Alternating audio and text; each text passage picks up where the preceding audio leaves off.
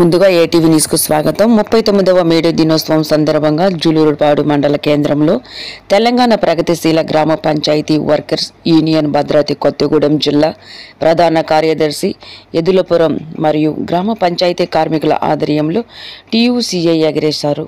అనంతరం ఇదే కార్యక్రమంలో ఎదలపురం గోపాలరావు మాట్లాడుతూ సమాన వేతనం ఇవ్వాలి, సమాన పనికి సమాన వేతనం. గ్రామ పంచాయతీ కార్మికులకు కనీస వేతనం 26,000 రూపాయలు. గ్రామ పంచాయతీ కార్మికులకు కనీస వేతనం 26,000 రూపాయలు. గ్రామ పంచాయతీ కార్మికులకు కనీస వేతనం 26,000 రూపాయలు. రద్దు చేయాలి మల్టీపర్పస్ విధానాన్ని, రద్దు చేయాలి మల్టీపర్పస్ విధానాన్ని, రద్దు చేయాలి మల్టీపర్పస్ విధానాన్ని. జోహార్లు మేడే అమర వీరులకు, జోహార్లు మేడే అమర వీరులకు.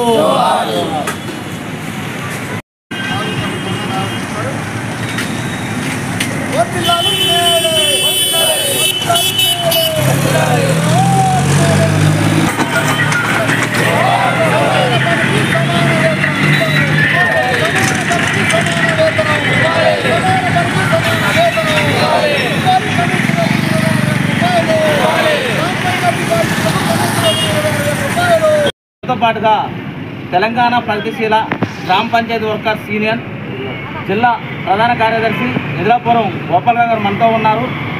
ఈరోజు మేడే సందర్భంగా కార్మికులకు ఉండాల్సిన హక్కులేంటి, వారు పోరాడి సాధించుకోవాల్సినటువంటి హక్కులేంటో మనకి వివరంగా చెప్పారు. మరలా మన ప్రేక్షకులకు చెప్తారని చెప్పేసి అన్నారు. వారి మాటలోనే ఆ హక్కులేంటో తెలుసుకునే ప్రయత్నం చేద్దాం. నమస్తే అండి గోపాలరావు గారు. నమస్తే. కార్మికులకు ఉన్నటువంటి హక్కులేంటి, వారు ఏ విధంగా పోరాడాలి, ఏ విధంగా వాళ్ళకి చేసేటటువంటి సమాన పనికి సమాన వేతనం ఏ విధంగా వస్తుంది, పోరాటం ఏ విధంగా చేయాలో మా ప్రేక్షకులకు తెలంగాణ ప్రగతిశీల గ్రామ పంచాయతీ వర్కర్స్ జిల్లా ప్రధాన కార్యదర్శి టీయూసీ. మిత్రులారా, ఈరోజు ప్రధానంగా గ్రామ పంచాయతీ కార్మికులు అంటే వీళ్ళు మన పల్లెలలో శుభ్రంగా పరిశుభ్రం ఉంచే వ్యక్తులు. పల్లెలు పరిశుభ్రంగా ఉన్నప్పుడు మాత్రమే, గ్రామాలు శుభ్రంగా ఉన్నప్పుడు మాత్రమే దేశం సుభిక్షంగా ఉంటుంది. అట్లాంటి ప్రధాన పాత్రని ఈరోజు గ్రామ పంచాయతీ కార్మికులు పోషిస్తుంది. అయినప్పటికీ ప్రభుత్వాలు గ్రామ పంచాయతీ కార్మికుల పట్ల ఒక నిర్లక్ష్య వైఖరిని, ఒక ధోరణిని కనబరుస్తూనే మేము చూసాం. 2014లో మనకి తెలంగాణ వచ్చిన తర్వాత ఈ తెలంగాణ బంగారు తెలంగాణ అవుతుంది, మా జీవితాలు బాగుపడతాయని మేము ఆశించాం. కానీ బంగారు తెలంగాణ అనేది ఒక కుటుంబానికి మాత్రమే బంగారు తెలంగాణగా మారింది. ఆ రోజున మేము అనేక సార్లు సమ్మెలు చేస్తాం. గతంలో టీఆర్ఎస్ ప్రభుత్వం అధికారం ఉన్నప్పుడు సమ్మెలు చేస్తాం, ధర్నాలు చేస్తాం, ఆందోళన చేస్తాం.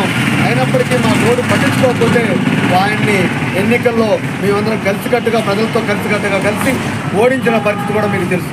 అయినప్పటికీ ఈరోజు ఏదైతే గ్రామ పంచాయతీ కార్మికులు, మనకి రాజ్యాంగం గురించి తెలుసు.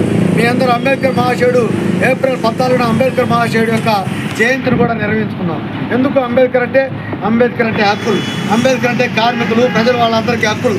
మనకి రాజ్యాంగంలో ఒక రాశారు, 4వ షెడ్యూల్లో మన వచ్చేసి 39E అనే ఒక అంశంలో, 4వ షెడ్యూల్లో, రాజ్యాంగంలో 4వ షెడ్యూల్లో 39E అనే అంశంలో సమాన పనికి సమాన వేతనం ఇవ్వాలని రాజ్యాంగం రాసింది.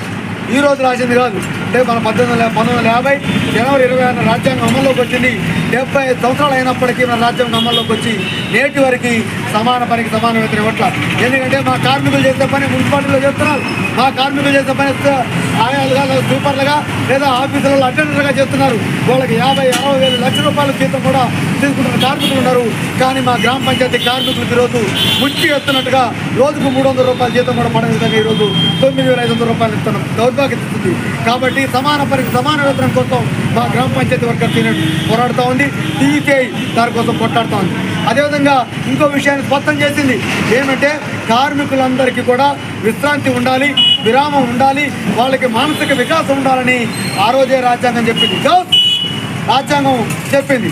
అయినప్పటికీ మన రాజ్యాంగ విధానాలను పాటించకుండా ఈరోజు సుప్రీంకోర్టు కూడా 26,000 రూపాయలు కనీస వేతనం ఇవ్వమంటే, ఒక మనిషి బ్రతకాలంటే, ఒక కుటుంబం బతకాలంటే, 4 పిల్లలు ఉన్న వాళ్ళు బతకాలంటే కనీసం 26,000 రూపాయలు ఉండాలా.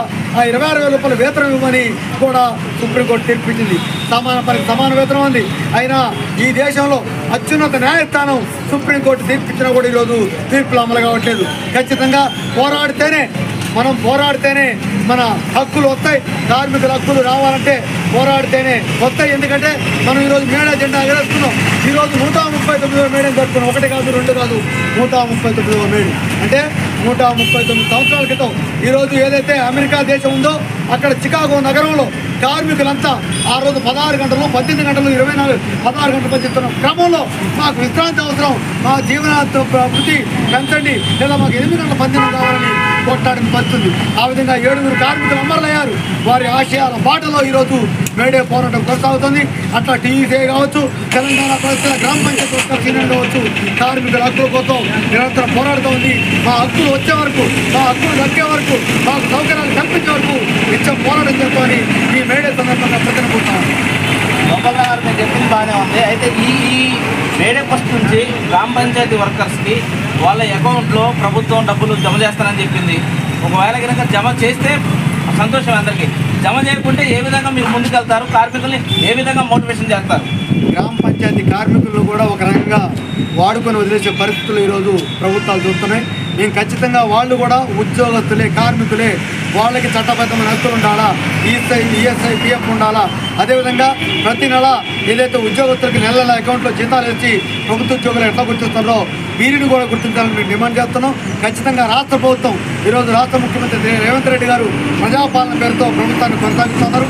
అటువంటి ప్రజాపాలన కొనసాగుతున్న వ్యక్తి ఈ కార్మికుల పట్ల సరైన నిర్ణయం తీసుకోవాలని మేము కోరుతా ఉన్నాం.